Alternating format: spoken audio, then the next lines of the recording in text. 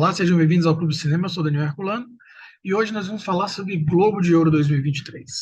Globo de Ouro que me trouxe uma grande conquista esse ano, que foi, após me inscrever numa espécie de seleção através da Federação Internacional de Críticos de Cinema, da FIPRESS, né, e pela Abracine, Associação Brasileira de Críticos de Cinema.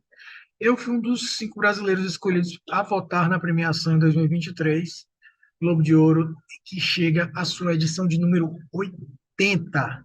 E junto comigo temos outros 4 votantes brasileiros, sendo que 3 deles vão conversar com a gente no Clube de Cinema de hoje para falar sobre indicados, sobre como funciona a votação, sobre ausências, campanhas, enfim.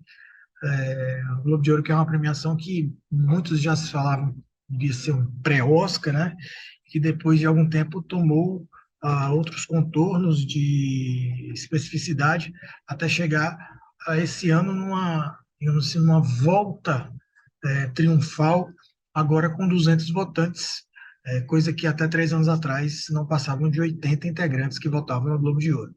Só lembrando que o Globo de Ouro é formado por, em sua base, jornalistas estrangeiros residentes em Hollywood, nos Estados Unidos, que votam anualmente nos melhores do ano e que nesse ano abriu para mais 103 outros votantes. Uhum.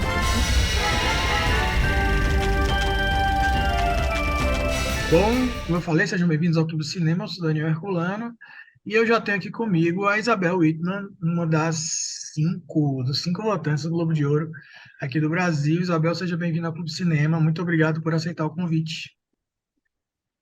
Oi, tudo bem? Muito obrigada pelo convite. Vai ser muito bacana conversar aqui sobre o Globo de Ouro. Bom, primeiro eu queria te perguntar como foi receber a notícia, né? Eu também passei por isso, fiquei extremamente, positivamente surpreendido, né? Me inscrevi sem grandes expectativas, mas queria que você falasse um pouco disso, né? Nós que fazemos parte da Abracine, né? Associação Brasileira de Críticos de Cinema, e a partir dela passamos por uma seleção da FIPRESS até chegar ao Globo de Ouro. Isso foi, nossa, foi uma experiência muito louca mesmo. Para definir de uma maneira bem sincera, né? Porque realmente foi isso. Eu me inscrevi sem ter grandes expectativas, sem saber quais seriam os critérios que seriam utilizados para essa seleção, né? Embora a gente teve que preencher com currículo, com experiência profissional, com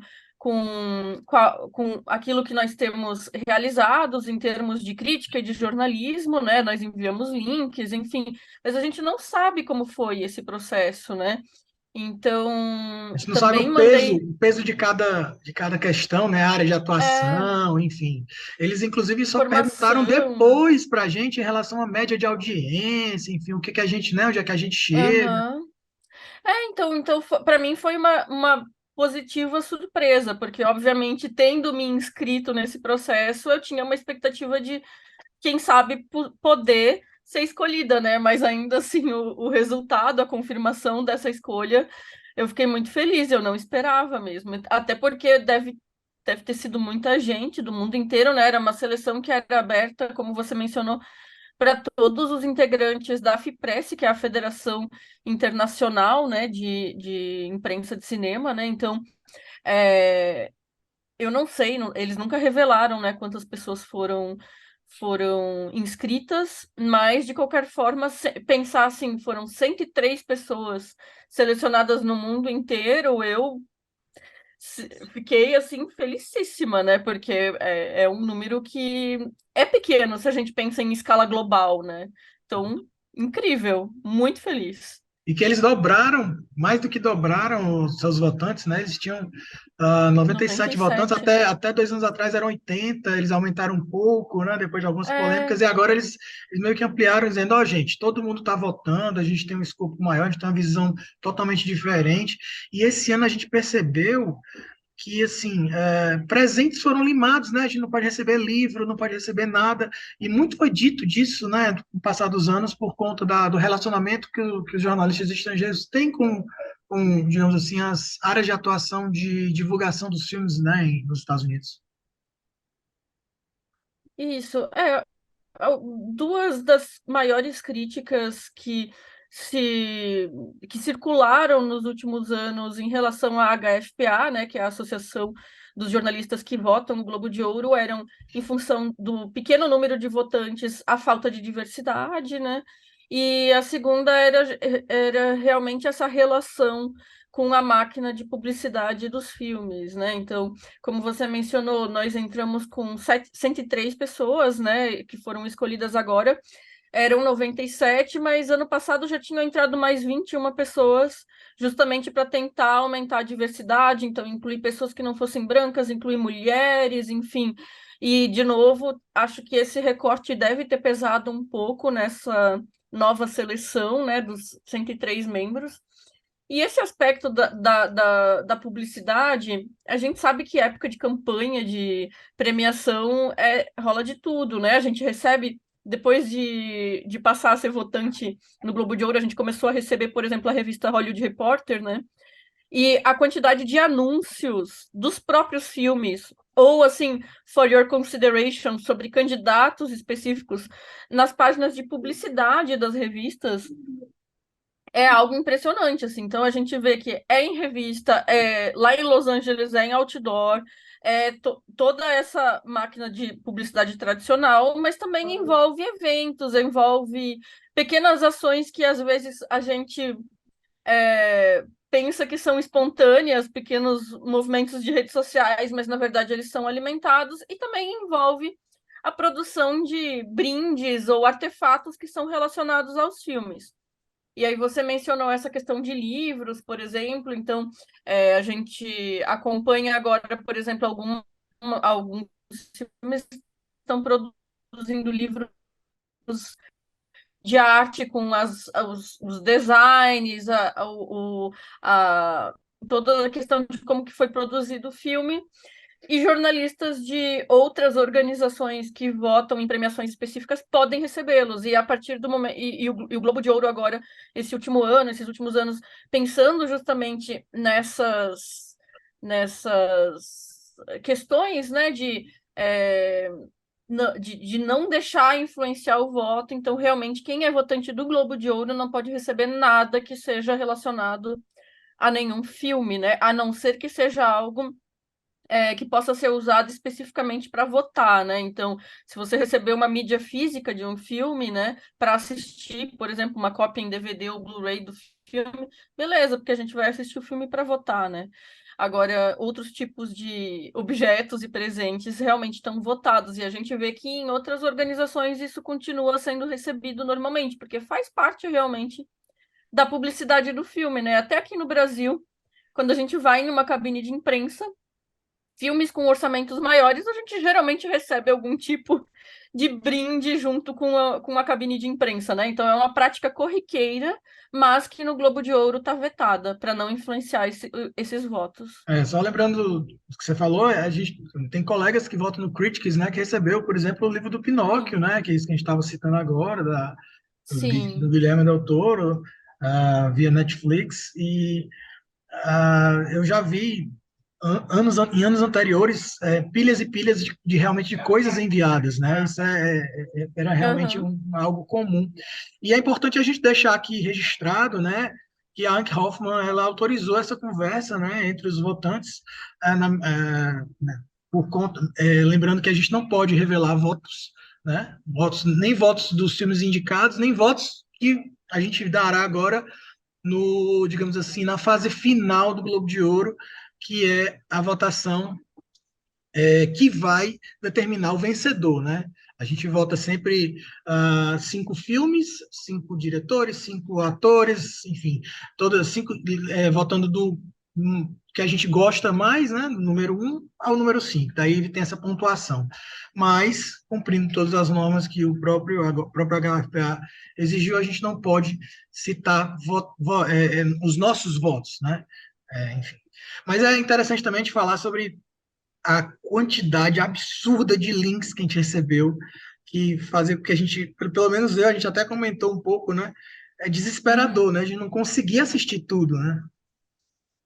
Isso é uma questão, porque, inclusive, pensando em como que funcionam essas premiações, né? E como que no Globo de Ouro, por serem menos pessoas votando, o impacto desse volume é muito maior, porque um voto conta muito mais.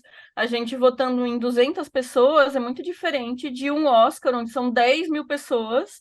Então, se uma pessoa deixar de assistir a um filme ou outro, não vai influenciar tanto como no Globo de Ouro, em que uma pessoa ou duas deixando de assistir é 0,51% dos votantes já, né?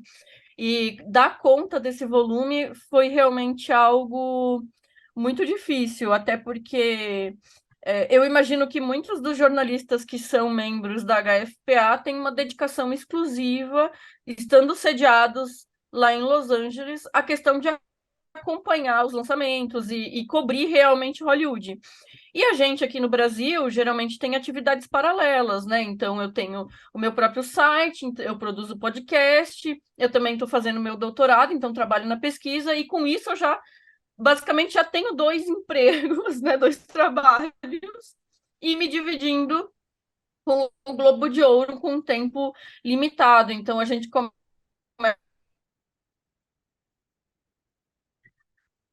a desenvolver crescimento. Eu cheguei a fazer lista no Letterboxd com todos os filmes que eram elegíveis, tanto nas categorias principais de filme, de melhores filmes, né, de dramas e comédias, mas também nas categorias de filmes internacionais, filmes em língua não inglesa, que é como é chamado no Globo de Ouro, né? E chegou um momento em que os filmes elegíveis eram, sei lá, mais de 400, eu perdi a conta. No final, eu parei de atualizar a lista porque eram tantos filmes que eu sabia que seria virtualmente impossível de assistir a todos. Mas a lista ela servia para eu conseguir filtrar também por determinados critérios, de pensar o que que eu vou assistir hoje. E, e olhando a lista, conseguir definir quais iam ser as minhas prioridades, né? Mas como eu realmente não tenho uma dedicação exclusiva a esse tipo de cobertura, nesse período de 3 meses que antecederam a votação, eu assistia muito mais filmes do que eu costumo incluir na minha rotina. Desculpa, eu assistia muito mais filmes do que eu costumo assistir na minha rotina cotidiana, né? Então foi assim muito puxado, foi bastante cansativo, mas também foi muito interessante. E principalmente se a gente for pensar a questão dos filmes em língua não inglesa, né? Porque daí a gente tem acesso a cinemas muito variados e muito interessantes e que muitas vezes não chegam até o Brasil, né? Então acho que esse foi um processo bastante rico também. Bom que a gente vai ter acesso até o começo de alguns títulos, né? Eles É, esticam até o começo de janeiro, porque muitos deles enviam esses links não só para a HFPA, mas para outras associações que têm datas diferentes de votação. Então, eles uhum. dão um prazo maior, então a gente acaba tendo esse acesso facilitado e se realmente muitos filmes que eles enviaram, a gente nunca imaginou assistir nem numa mostra de São Paulo, nem em algo, não é que a gente tem acesso também a um grande cardápio de filmes, mas que nos dá uma capacidade imensa. Obviamente, temos a vantagem também de adiantar filmes, né? Por exemplo, o Babylon, o Fablemans, nenhum deles estrearam no Brasil e são filmes que são super elegíveis, com grandes campanhas, né? E estão aí já, e estão entre os finalistas, por exemplo, né? Não são filmes que passaram já pelo cinema aqui que a gente pôde conferir, né? Como, por exemplo, eu posso citar uma ausência, um filme que eu gosto muito, como o Não, Não Olhe, né? O Nope, do Jordan Peele, que passou no cinema e também fez grande campanha. Eu acredito até que possa pintar no Oscar com alguma coisa, não sei. Uhum. Mas muitos dos filmes a gente não teria essa possibilidade de assistir antes, né? Dentro do prazo de votação e agora do prazo de definir vencedores, né? Isso é bem interessante também. Inclusive pensando que esses filmes da temporada de premiações, vamos dizer assim, historicamente costumam chegar no Brasil nos cinemas entre janeiro e março, né? Então, por mais que eles já estejam estreando em um circuito, mesmo que às vezes limitado nos Estados Unidos ou em outros lugares, aqui no Brasil eles não costumam chegar antes do ano seguinte, né? E sobre o Não, Não Olhe, o Nope, né? É essa questão, né, que a gente estava falando sobre como que em uma, uma premiação em que são só 200 votantes, poucos votos definem muita coisa, né? Então, para o Oscar é o Women Talking, né, da Sarah Polley, né? E eu sempre na época do Oscar, costumam ter aquelas entrevistas anônimas com votantes, né, que comentam o que que eles acham sobre os filmes, e costuma acontecer, por exemplo, eu lembro na época do Lady Bird, da Greta Gerwig, não, era do Little Women, o Adoráveis Mulheres, da Greta Gerwig, e também ano passado foi o Nunca, Raramente, Às vezes Sempre, que são filmes dirigidos por mulheres e de votantes dizendo que não iam assistir esses filmes porque eram dirigidos por mulheres e que achavam que eram temas relacionados a mulheres e não interessava a eles, né? E aí, claro, no Oscar, isso às vezes, como a gente fala de que são 10 mil votantes, às vezes o impacto é menor, né? E aí eu fico pensando, uma das questões que foi trazida esse ano pela imprensa foi justamente o fato de que no Globo de Ouro não houve nenhum filme dirigido por mulher indicado nem entre os filmes de melhor drama, nem melhor comédia e nem melhor direção, né? Apenas animação, né? E, enfim, eu acho que são essas questões que às vezes ficam um pouco complicadas no grupo de votantes sendo reduzido, mas que também refletem um pouco de como que funciona o sistema de votação mesmo, né? E a forma de priorizar os filmes conforme a gente vai escolhendo para assistir eles, mas sempre pensando assim que o Globo de Ouro premiou diretoras nos últimos 2 anos também, né? E também foi a primeira premiação a ter indicados a melhor direção 3 mulheres, né? Então, como que isso oscila de ano para ano, né? E aí esse ano fica essa notícia, né, de que realmente as mulheres não apareceram entre as indígenas, uma presença muito forte das mulheres na premiação em relação a outras premiações, né? Então, é isso, assim, é uma oscilação que ocorre de edição em edição. E eu faço esse recorte de gênero, mas aí a gente pode fazer também esse recorte étnico-racial, que abarcaria também a direção do Jordan Peele e de que forma também que cineastas negros e profissionais do cinema negros estão aparecendo nas premiações em geral, né? Verdade.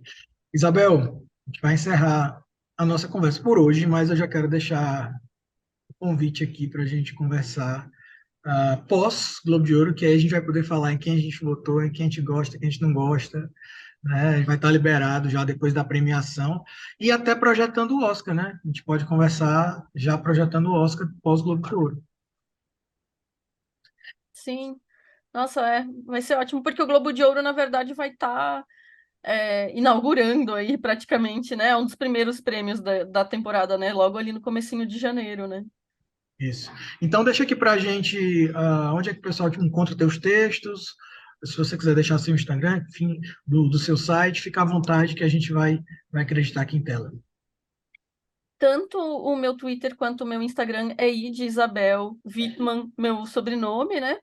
E tudo junto. E para encontrar os meus textos, as minhas críticas, os podcasts que eu produzo, enfim, é lá no feitoporelas.com.br, que também está em todas as redes sociais. Tá bom? Isabel, muito obrigado. Foi um prazer falar contigo, tá bom? A gente volta já com o Clube de Prazer, Cinema, tá bom? prazer. Obrigada pelo convite. A gente volta já.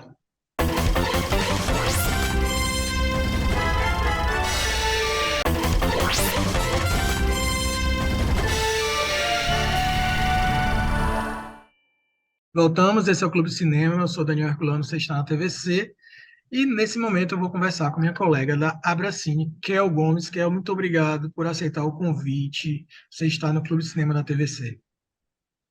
Ah, eu que agradeço esse convite maravilhoso, Daniel. Um beijo para todo mundo que está aqui nos assistindo.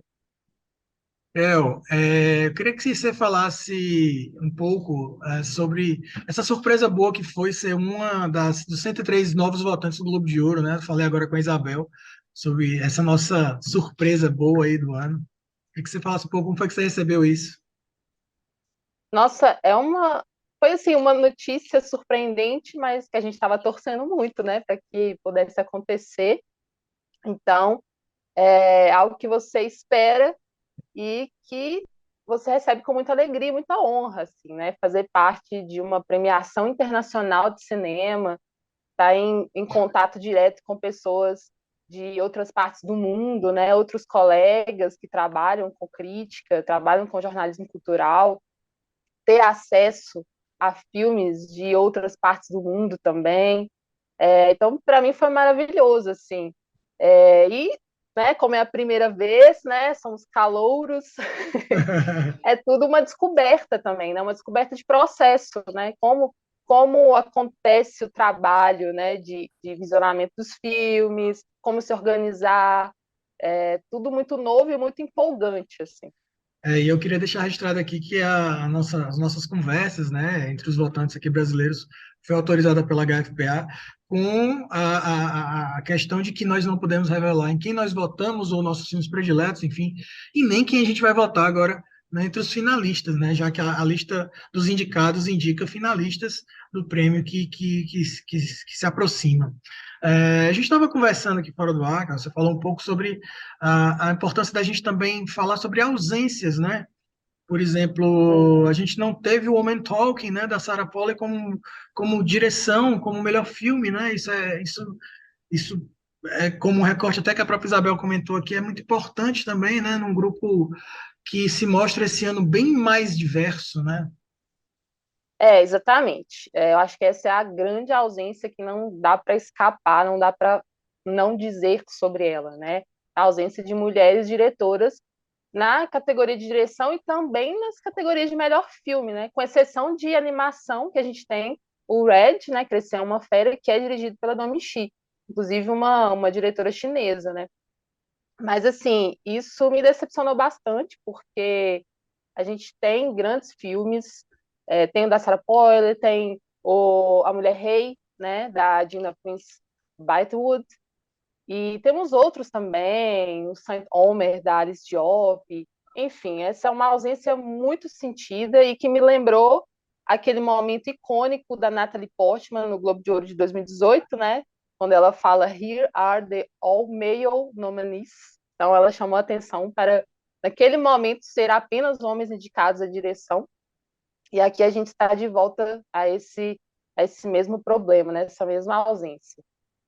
Então, eu fiquei pensando sobre isso, assim, né? O quanto que, claro, é muito importante essa iniciativa da HFPA de chamar mais votantes, né? São 103 votantes internacionais, né? Nós entre eles. E, claro, é uma diversidade imensa nesse sentido, né? De culturas, etnias, pessoas que moram em diferentes lugares do mundo, mas isso também não quer dizer que as votações serão sempre com um olhar de diversidade, né? A gente precisa entender que é um coletivo importante, né? Uma mudança importante, mas existe também aquela questão da autonomia de cada votante, né? A sua escolha pessoal, a sua escolha subjetiva em relação ao que ele está avaliando, né? Ele ou ela está avaliando. E aí eu chamo a atenção para a gente pensar sobre o quanto que o cinema hegemônico, né? O quanto que culturas hegemônicas elas se infiltram também no olhar global, assim. Então, acho que o questionamento é bem por aí, assim, pensar o quanto que esses cinemas que são hegemônicos, eles estão mais internacionalizados, são mais conhecidos, são mais vistos, né, são melhor distribuídos, e o quanto que isso influencia no olhar global. É verdade. E eu queria que você falasse um pouco também sobre o sentimento, pelo menos que eu tive, desesperador de receber, por exemplo, 1 milhão de links, né? e todo dia chegando.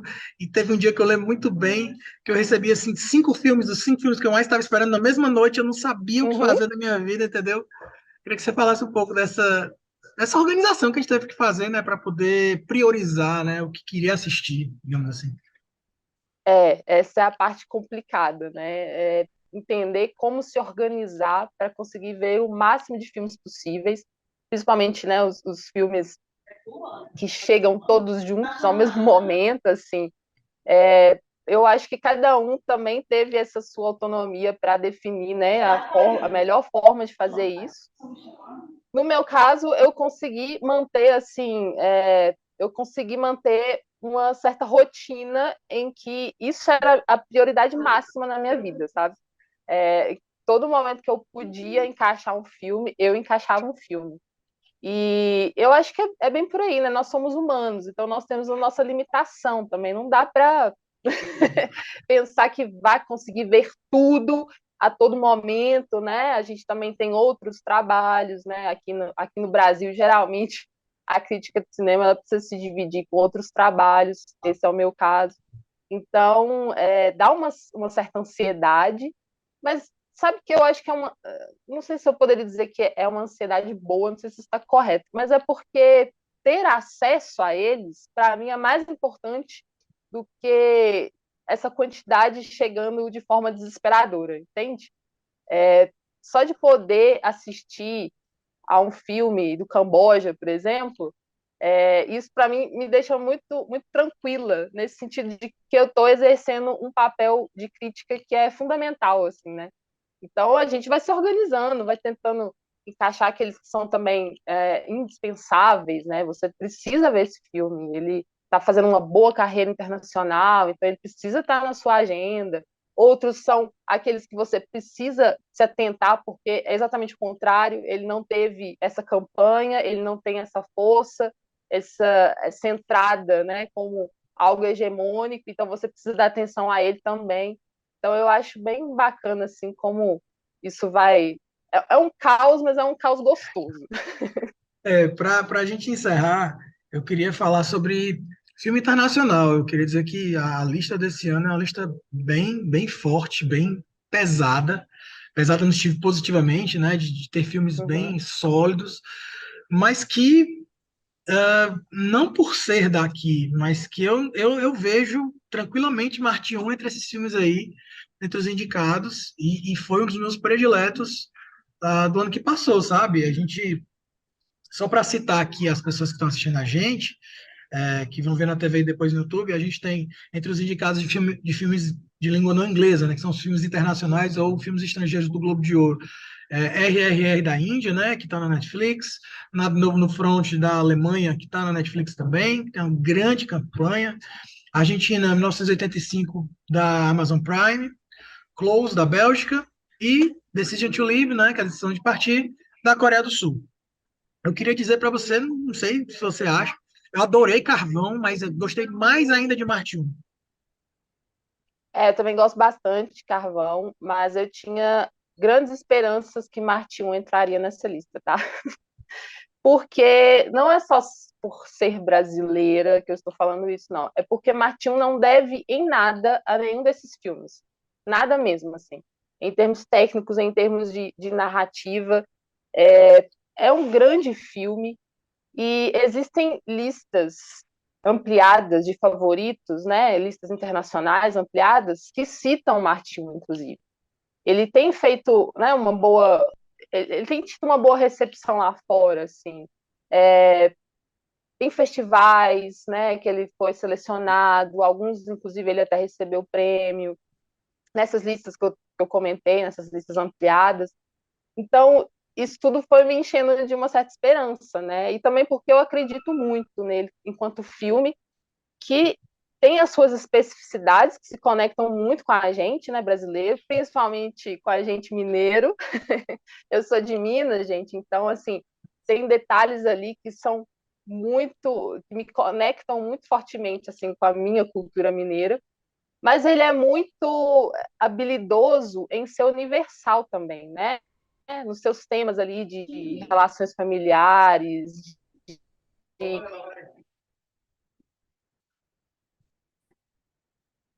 diferenciar em si mesmo. Então, é uma característica, inclusive, da produtora Filmes de Plástico, que é exatamente fazer essa amálgama, né, do que é muito específico com o que é universal, assim. Lidar de uma maneira muito bonita com as coisas, muito, muito sincera também. Então, isso conecta gente do cinema de diversas partes do mundo. Então, eu realmente estou acreditando no filme. No Globo de Ouro não deu, mas no Oscar, quem sabe, Quem sabe? estamos aí na torcida ainda. Kel, deixa aqui para a gente poder citar, colocar no caractere, onde é que a gente encontra teus textos? Onde é que a gente encontra teus textos?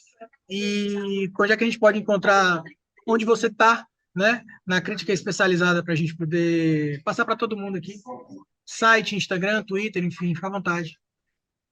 E, bom, eu sou editora do site Cinematório, que é cinematório.com.br. Então, lá no site vocês têm acesso a todo o nosso conteúdo, né? Que a gente faz conteúdo em podcast, em texto, em vídeo. Então, a gente está multiplataforma. E os meus pessoais, vocês me encontram no Twitter como Kel Gomes, com K, e no Instagram como Kel Gomes BH, com K também. Kel, Então, muito obrigado. assim, Já tá fica aqui o todo mundo super bem-vindo para poder acompanhar meu trabalho. Muito obrigado mesmo, de coração. Foi excelente mesmo, rápido conversar contigo. E como eu falei para a Isabel, já fica o convite para a gente marcar uma conversa pós Globo de Ouro, que a gente vai poder falar exatamente com quem a gente votou, os nossos favoritos, enfim, quem a gente não gostou de ter ganho, né? E com a projeção do Oscar, tá bom? Sim, com certeza, já está aceito de antemão aqui. Vou adorar conversar novamente com você. Obrigado. Pessoal, em semana dessa semana a gente se fala. Eu sou Daniel Herculano. Tchau.